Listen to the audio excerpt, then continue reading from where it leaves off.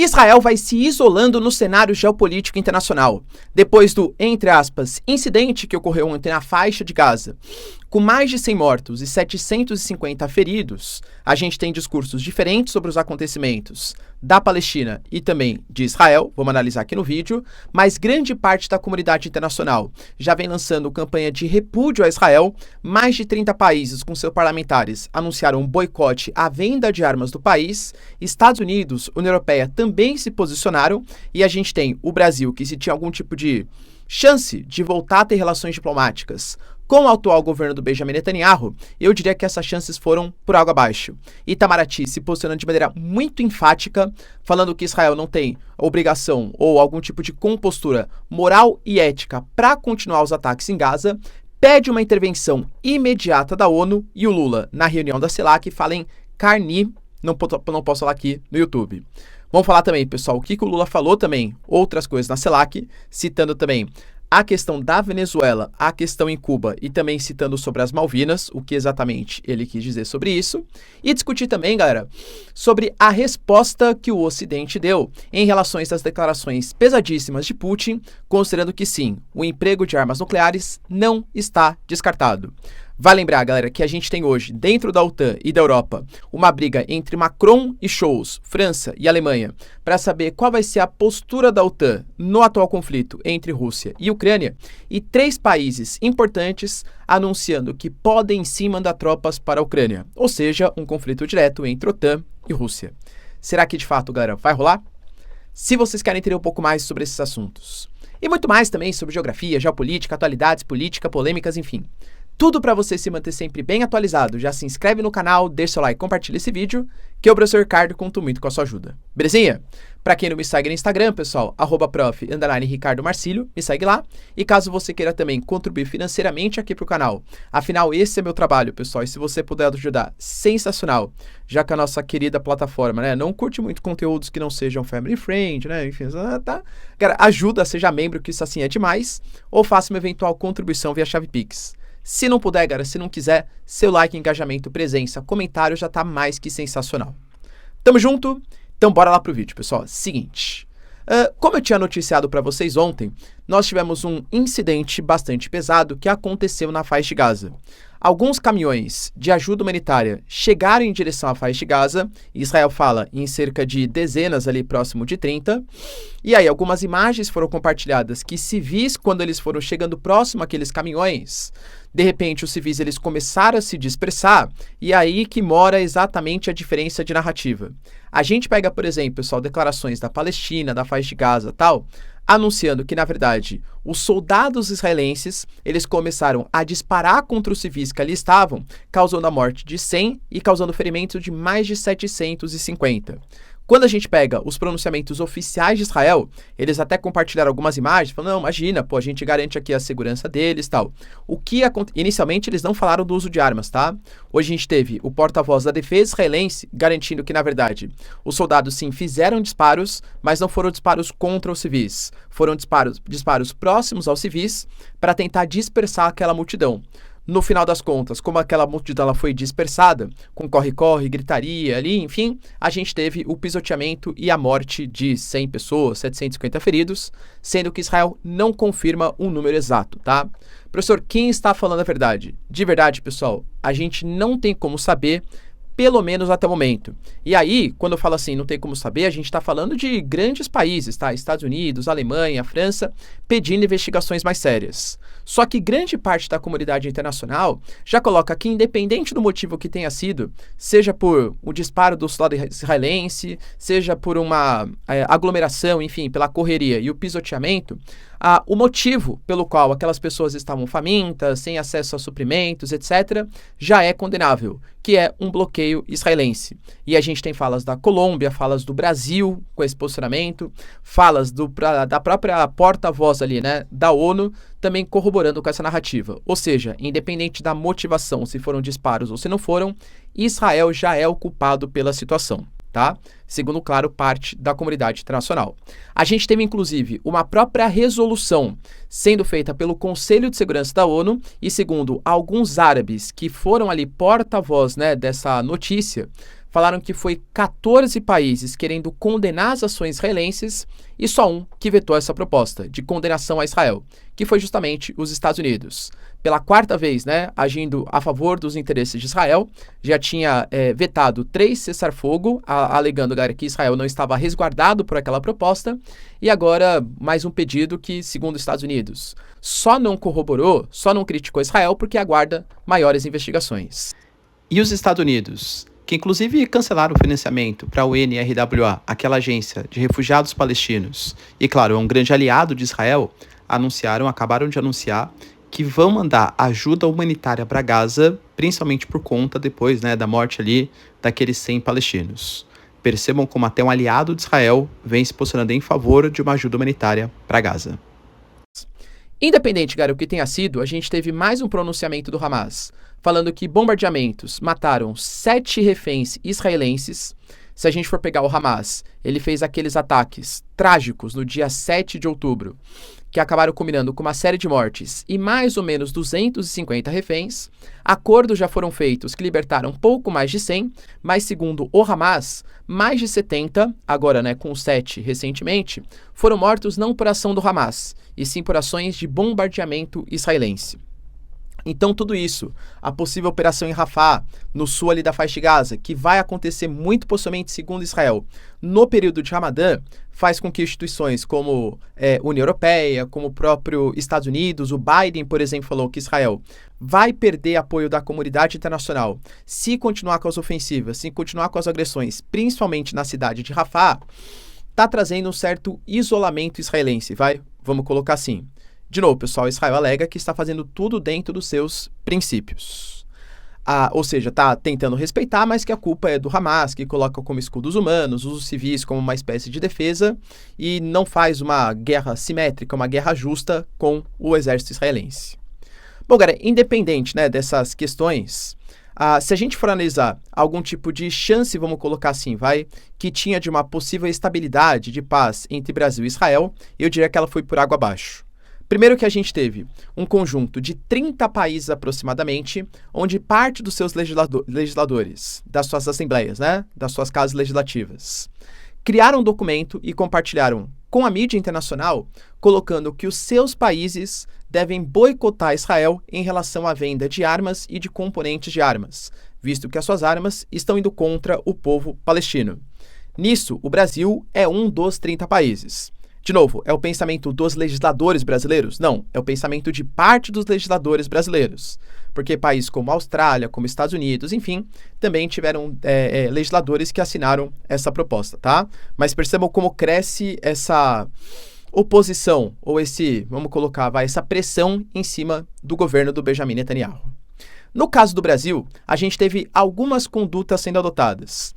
O Itamaraty, por exemplo, a nossa relação exterior, vamos colocar assim, colocou, pessoal, uma nota de repúdio falando que o Netanyahu voltou a mostrar por ações e por declarações que a ação em Gaza não tem limite ético e moral. Inclusive, fala que a comunidade internacional deve dar um basta agora e que se cada dia que passa que a comunidade internacional, que a ONU não toma uma medida mais ríspida, está corroborando, está sendo complacente com os crimes cometidos por Israel. A nossa chancelaria falou isso. E diplomatas que foram ouvidos, tanto pelas principais mídias brasileiras, deixaram bem claro que estavam pedindo uma certa moderação depois do discurso que o Lula deu, comparando com aquele fenômeno, do bigodinho e tal. Falou, Lula, não é bem por aí e tal, mas que após essa ofensiva, não que vai comparar com aquilo que falou, aquilo que foi falado, mas pede uma resposta mais firme por parte do Brasil. Outros países, como Colômbia, por exemplo, foram discursos ainda mais radicais contra Israel, tá? Falando, pessoal, que não pode ser complacente com as mortes em Gaza. Além disso, a gente teve, pessoal, o Lula participando de uma reunião da CELAC, ali, pessoal, em São Vicente e Granadina, deixando bem claro, dentre outras questões, tá? Lembrando, ele fez reunião com o Nicolás Maduro, tentando voltar a fazer com que o Nicolás Maduro volte a ter um pouco mais de respeito pelo Acordo de Barbados, que foi assinado, que, teoricamente, as eleições venezuelanas poderiam ter vistorias internacionais, que os principais opositores poderiam participar do pleito. Tudo isso está sendo extremamente recrudescido na Venezuela, tá? a Maria Corina Machado, que é a principal líder da oposição, não vai poder participar do pleito, pelo menos segundo a atual legislação. A própria Assembleia Nacional, hoje, que é de maioria bolivariana, ou seja, a favor do governo do Nicolás Maduro, propôs uma proposta de votação agora para esse ano, sem a participação dos principais líderes da oposição, propondo 24 datas diferentes, sendo que não há consenso entre situação e oposição, ou seja, é o Nicolás Maduro, na prática, que vai decidir. E como eu disse, galera, talvez a principal representante da oposição, que é a Maria Corina Machado, não vai poder participar. As pesquisas na Venezuela indicam que ela teria, nesse momento, cerca de 55% dos votos, enquanto Maduro teria somente 14%. Se ela não participa, claro, né, que fica mais fácil para o Nicolás Maduro se reeleger. Por mais que o Brasil vá tentar fazer uma pressão em cima do Nicolás Maduro, eu, Ricardo, estou especulando, tá? Acho que não vai conseguir. Lembrando que eu até tinha divulgado para vocês que a questão em Essequibo poderia ser discutida, mas o Brasil, que passou ontem pela Guiana, não discutiu isso com o Irfan Ali, discutiu muito mais propostas de infraestrutura, um corredor de interligação da região norte do Brasil com Guiana, Guiana Francesa, Suriname e até mesmo a Venezuela. E agora também na CELAC, em São Vicente e Granadina, por mais que encontre com o Maduro, vai discutir muito mais uma proposta de tentar fazer com que o Maduro volte para o Acordo de Barbados e tenha vistorias e respeito à democracia pela comunidade internacional. Além disso, pessoal, o Brasil falou também do fim do embargo a Cuba, lembrando que a CELAC é uma reunião que representa a América Latina e o Brasil sempre se posiciona, pelo menos, né, o atual governo, contra o embargo econômico a Cuba. E teve uma pequena surpresinha aí, vamos colocar assim. Qual, professor?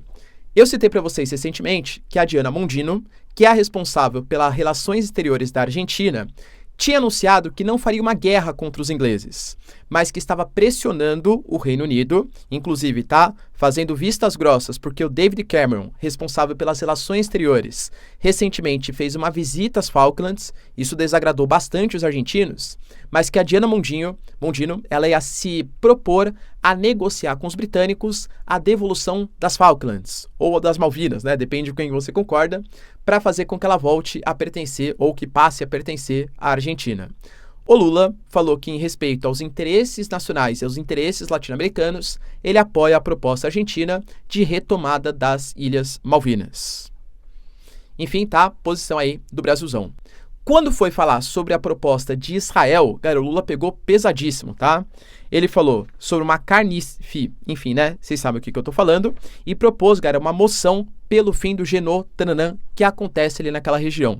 Deixou bem claro que, nesse momento, Israel faz uma punição coletiva aos palestinos e, por isso, pode ser classificado como Genô-Tananã, como uma carnice-Tananã, sabe o que eu tô falando, tá? Deixou bem claro, pessoal, que tem uma indiferença da comunidade internacional e, por isso, respeita muitos países que estão se posicionando do lado certo da história, segundo Lula, colocando isso como um genô contra o povo palestino. Aproveitando que o Antônio Guterres, representante ali da ONU, estava ali posicionado, ele falou assim: Antônio Guterres, por favor, você é o representante da ONU. Você pode convocar o artigo 99 da Constituição da Carta da ONU, que garante que o secretário-geral ele pode convocar o Conselho de Segurança para qualquer assunto que, segundo ele, ameace a paz ou a segurança internacional. Inclusive, vamos colocar, pressionou, não que ele estivesse lá, tá? Mas pressionou o Japão. E por que o Japão, professor? O Japão vai ser o próximo presidente do Conselho de Segurança da ONU. É rotativo, né? A tentar negociar para aprovação de uma resolução que condene as ações israelenses. Ou seja, o Brasil ele está liderando o movimento. Claro que tem outros países como Colômbia, Venezuela, mas que são menores geopoliticamente falando. Então, assim, países grandes geopoliticamente como o Brasil está liderando o movimento de condenação das ações israelenses. Então o Brasil, né? Que talvez tenha sido colocado no passado, isso pelos Estados Unidos, pela União Europeia, como um possível mediador para a solução de dois estados, eu acho que até seria bem visto pelas declarações do Antony Blinken, do Borrell, por exemplo, da União Europeia, e até mesmo pelos palestinos. Mas não acho que, caso vá ter algum tipo de negociação, também não acho que vai ter, tá? O próprio Benjamin Netanyahu fala que tudo a oeste do Rio Jordão tem que pertencer a Israel, são declarações públicas israelenses. Não acho que o Brasil seria visto como um bom mediador pelo lado israelense. O que você pensa, pessoal? O que achou das declarações, tanto do Itamaraty como também do Lula? O Brasil tá certo nessa? Deixa aí nos comentários. Outra notícia, pessoal, que movimentou bastante, e a gente até discutiu também nos vídeos passados, Tudo começou com aquela cúpula, aquela reunião que o Macron convocou com 20 lideranças que estavam apoiando a Ucrânia para fornecimento de armas. Dessas armas que foram fornecidas, mísseis de longo alcance foram garantidos, o que é super importante para tentar frear o avanço da Rússia, que avança territorialmente cada dia mais, principalmente sem os recursos financeiros vindos dos Estados Unidos. A gente tem hoje uma briga, né, um racha ali entre republicanos e democratas, então a ajuda não está vindo para os ucranianos. Só que depois da reunião, Macron falou que ele estava cogitando, na verdade não só ele, mas países europeus estavam cogitando colocar suas tropas na Ucrânia. Só que vários dos países europeus que falaram isso são países europeus que pertencem à OTAN. Caso eles coloquem as suas tropas, isso pode fazer com que tropas da Rússia e tropas da Ucrânia, ou tropas francesas, enfim, de qualquer país europeu, entrem em conflito, e isso pode significar, talvez, a convocação do artigo 5º da Constituição da OTAN, que é a convocação de todos os membros numa luta conjunta contra a Rússia. Lembrando que o próprio Lloyd Austin, que é o chefe do Pentágono dos Estados Unidos, garantiu que em uma eventual derrota da Ucrânia, sim, a OTAN poderia se mobilizar contra os russos. Então não são palavras a esmo, são palavras de lideranças importantes, como Macron e tal. A gente vai até falar, galera, que o Justin Trudeau, do Canadá, e a Kaja Kallas, da Estônia, garantiram que sim, estão prontos para mandarem tropas. E o Macron também falou sobre isso, tá? E aí o Putin, ele se posicionou em uma declaração à nação, né, que ele faz ali no Congresso da Rússia, e falou que a Rússia, ela tem armas de destruição em massa, que inclusive é mais poderosa que o Ocidente, colocando ali que desde 2018 a sua capacidade hipersônica evoluiu bastante, com seus mísseis nucleares, né, o Kinjal, o Poseidon, etc. Então a Rússia, ela tem condições de defender e o fará, e deveria, segundo ele, tá? O Ocidente deveria ter a noção, será que eles não percebem, segundo Putin, que a Rússia tem capacidade de atacar todos eles com um arsenal nuclear. A retórica foi bastante agressiva, claro, do Putin. E o próprio Estados Unidos falou sobre isso. A gente teve o Matthew Miller, por exemplo, representante dos Estados Unidos, colocou que um país, por exemplo, como a Rússia, que tem arsenal nuclear, não poderia se posicionar dessa maneira, mas que a inteligência dos Estados Unidos não vê nenhum tipo de movimentação, pelo menos no momento, para destacamento ou locomoção, enfim, uso de armas nucleares por parte da Rússia. Essa declaração, ela caiu como uma bomba, vamos colocar assim, para alguns países. Falei para vocês, né? Espanha, a própria Itália, mas talvez a que mais se ressentiu foi a Alemanha. O Olaf Scholz deixou bem claro, a Alemanha não colocar tropas no território. Só que o Macron, que encampou esse discurso de tropas dentro do território ucraniano, colocou ali para os seus pares que a Alemanha, infelizmente, tem uma visão até medrosa e de pensamento de curto prazo, porque os países europeus deveriam ajudar muito mais a Ucrânia a combater a Rússia, porque não é uma coisa entre guerra Rússia e Ucrânia, e sim uma possível expansão da Rússia para outros territórios, até mesmo contra territórios da OTAN, como os países bálticos, como a Polônia, dentro de um futuro próximo.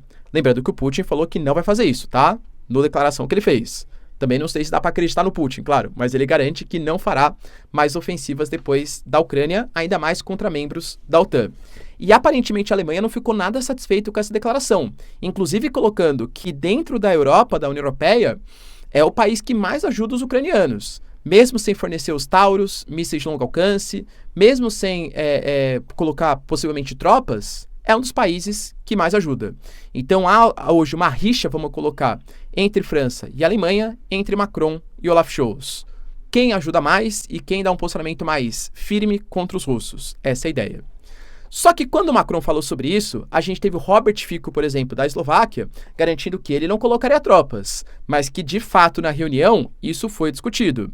Depois disso, a Kaja Kallas, que é a responsável pela Estônia, o Emmanuel Macron também, e o ministro da Defesa da França, e agora o Justin Trudeau, que é o primeiro-ministro do Canadá, eles deram declarações bastante similares.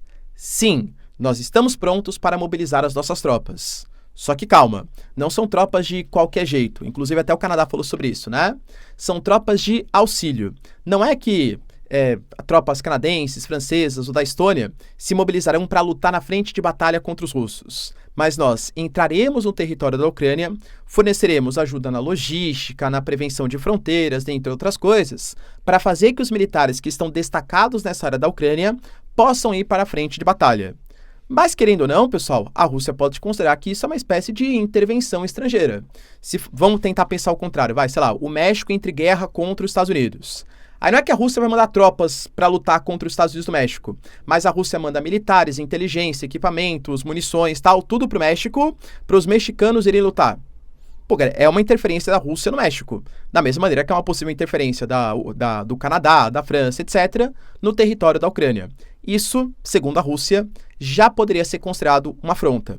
Lembrando que eu até destaquei com vocês ontem, hein? A gente teve algumas comprovações que o almirante responsável pelo Reino Unido participa das decisões de ataque da Ucrânia, e hoje, são mídias russas, claro, tá? Pessoal, se tiver alguma mídia outra que compartilhe esse áudio, essas informações, coloco aqui, tô deixando bem claro que eu só vi isso por mídias russas. Sempre que a gente consegue ter os dois lados é melhor, né? Então deixar bem claro para você. Mas que provavelmente, possivelmente, a Alemanha ela estava em complô com militares ucranianos para fazer disparos contra a ponte da Crimeia. A gente teve o Budanov, que é o responsável pela inteligência ucraniana, garantindo na semana passada para civis ucranianos não irem para a ponte da Crimeia. Eu citei para vocês o vídeo da semana passada, sem a informação que talvez a Alemanha tivesse participando desses planos. Ou seja, com intervenções diretas ou indiretas, do Reino Unido, da Alemanha, com a inteligência, com França, Estônia, Canadá, podendo colocar tropas no território ucraniano, eu diria que a retórica está aumentando. E a Rússia, pessoal, aparentemente não vai deixar muito barato, essas ameaças do Ocidente, essas ameaças da OTAN.